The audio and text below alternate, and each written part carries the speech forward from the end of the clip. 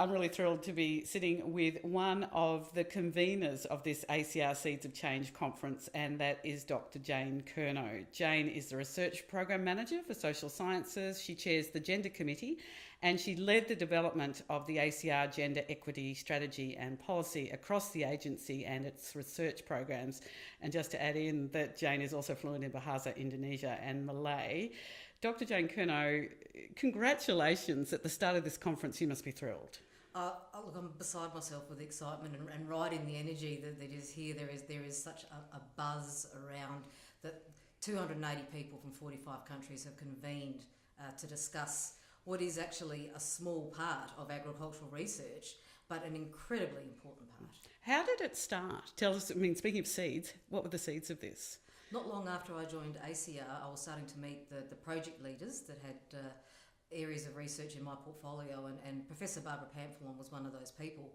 We'd been in a semi-formal meeting and we stepped out into the hallway and we're having a bit of a discussion on the side, and Barbara said to me, we really should have some sort of a meeting or a workshop around gender and agricultural research for development. And I said, Barbara, I think that's a fantastic idea. Let's see what we could do. That grew then into a workshop that we held in May 2017 that really brought together Australian and New Zealand researchers, so a small subset of researchers looking at applied research in agricultural development, and that's grown to what we see here now. Jayne, what do you want to come out of this conference? I think what is important is not what I want to come out of this conference, but what this community of gender researchers wants to see happen. And certainly the discussions I've been having are around structural change. We can do little incremental changes across the different projects and the programs and with our partners, but what we really need is to see structural change to enable equity for men and women across the board, leading to equality. I see them as two different things. Equity is recognising that women and men come from different starting points. But for me, equality, the day that I dream of, is that we don't have to have this discussion anymore and men and women have equal opportunities. How's it going to happen? It's going to happen quickly, and it's going to happen in my lifetime. I'm 49. I want it to happen before I die, please.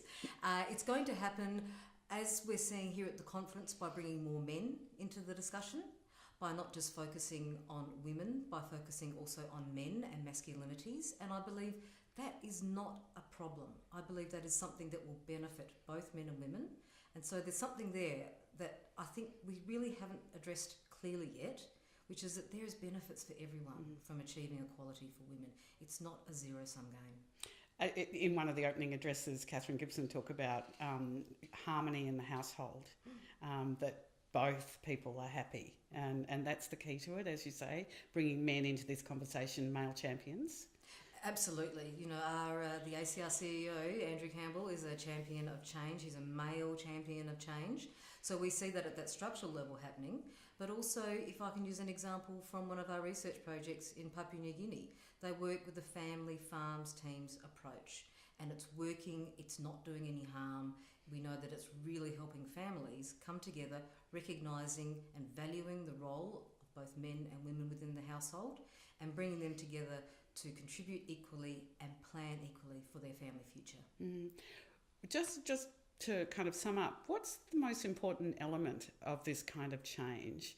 Is it, about having lots of research and money going into it? Is it cultural change? Is it education? What is it? What makes it happen? I think what makes it happen is politics and power, and we need to not be afraid of power. I think a lot of researchers focus on understanding power, but we step back maybe from engaging with power.